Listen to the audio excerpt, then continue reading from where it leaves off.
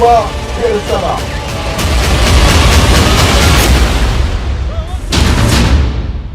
Double धमाका, double हमला, Hamas का खुफिया युद्ध।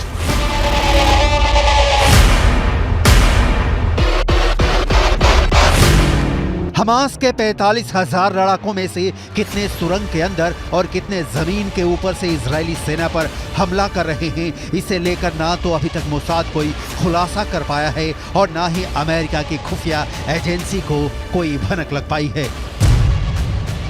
लेकिन मिडिल ईस्ट की मीडिया से जुड़े जानकारों के मुताबिक हमास इजरायली सेना पर वैसे भीषण हमले नहीं कर रहा है जैसे उसे करने चाहिए थे। कुछ खबरों में दावा किया गया है कि भले ही इजरायली सेना दावा करे कि वो गाजा सिटी के बीचों बीच पहुंच चुकी है, लेकिन हकीकत में इस दावे पर पश्चिमी मीडिया के वॉर एक्सपर्ट्स अब सवाल उठाने लगे हैं। इजराइल के 34 से ज्यादा सैनिक जमीनी हमले के दौरान मारे जा चुके हैं। हम आपको पश्चिमी मीडिया के दावों के हवाले से बताने जा रहे हैं कि इजराइल सेना पर डबल धमाके के साथ डबल हमले की तैयारी हमास ने हिजबुल्लाह से मिलकर कर ली है।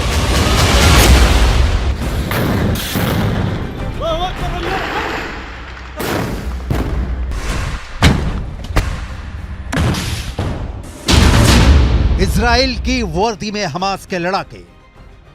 लगता है इस बार इजरायली सेना, इजरायली खुफिया एजेंसी मोसाद और बिना शेत हमास की ताकत और वॉर प्लान को समझने में बुरी तरह से फेल हुए हैं।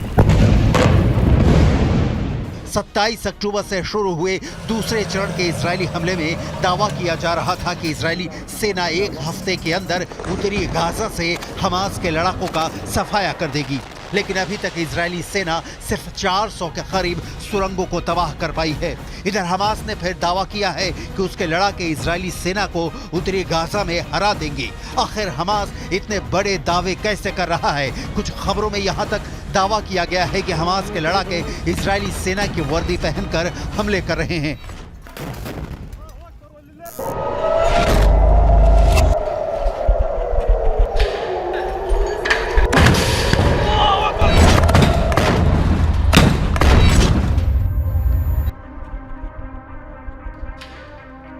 हमास सेना के शाखा अल-कसम ब्रिगेड ने एक वीडियो जारी किया है जिसमें दिखाया गया है कि उत्तरी गाजा में इजरायली सेना उनके टैंक, उनके बख्तरबंद लड़ाकू वाहनों, यहां तक कि बुलडोजर पर भी हमास लड़ाके बेहद बेरहम और घातक हमले कर रहे हैं।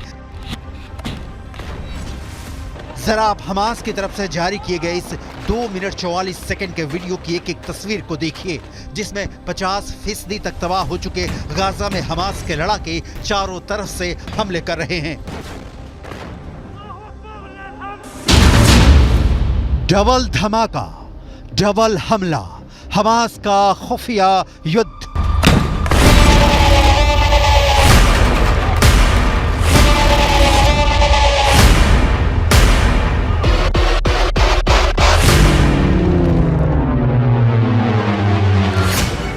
हमास की अल-कसम ब्रिगेड के लड़ाके आरपीजी, थर्मोबैरिक ग्रेनेड, रॉकेट से इजरायली सेना पर बेहद पास से हमले कर रहे हैं।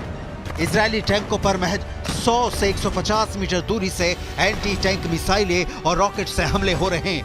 हैरानी की बात तो यह है कि हमास की अल-कसम ब्रिगेड अमेरिकी और रूसी हथियारों से इजरायली सेना पर हमला कर रही है। हमास के पास जो घातक राइफलें हैं उन्हें देखकर ही लग जाता है कि या तो अमेरिकी हैं या फिर रूसी। इस वीडियो में दिखाया गया है कि हमास के लड़ाके अचानक तबाह इमारतों से बाहर निकलकर आरपीजी फायर कर रहे हैं या फिर टैंकों पर सीधे रॉकेटों से हमले कर रहे हैं, जबकि जमीन पर इजरायली सेना का एक भी पैदल सैनिक नहीं दिख रहा है। इजरायली सेना पूरी तरह से या टैंक के अंदर है या फिर किसी बख्तरबंद वाहन के अंदर से हमास के लड़ाकों से जंग कर रही है। हमास के इस खुफिया युद्ध ने इजरायली सेना के पसीने छुटा दिए हैं। खुद इजराइल के रक्षा मंत्री तक मानने को मजबूर हैं कि उन्हें बेहद क्रूर और शातिर लड़ाकों से जंग करनी पड़ रही है। עזה היא בסיס הטרור הגדול ביותר שבנה האדם אי פעם. כל העיר הזו היא בסיס טרור אחד גדול. מתחת לקרקע קילומטרים של מנהרות. הן מתחברות אל בתי חולים, אל בתי ספר, הן מחוברות ביניהם. יש בתוכם חדרי קשר. מחסני תחמושת, מקומות לינה, והכל על מנת לשמש בסיס של טרור שממנו ניתן לפגוע. इजराइल के लिए विनाशक हिजबुल्लाह का हमला। लेकिन वहीं दूसरी तरफ हिजबुल्लाह के चीफ हसन नसरल्लाह ने दावा किया है कि इजरायली सेना के लिए गाजा युद्ध विनाशकारी साबित होने जा रहा है।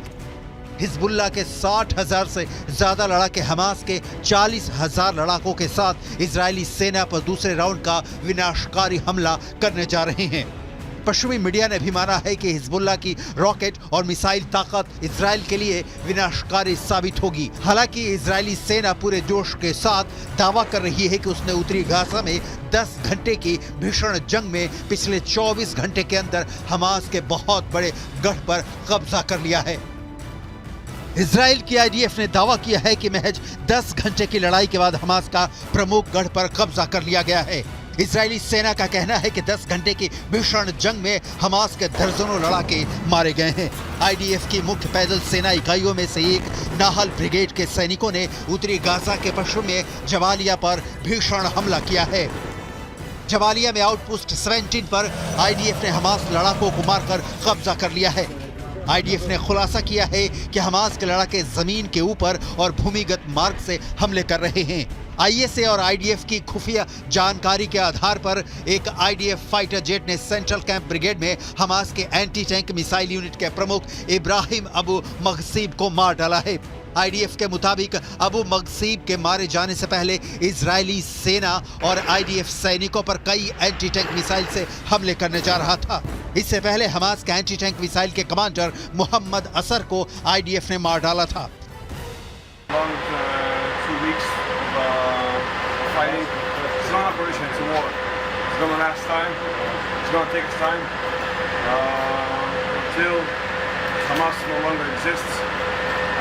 Till our prisoners, people that were kidnapped, will come back home. It's been rough, it's been hard, but we're doing a good job.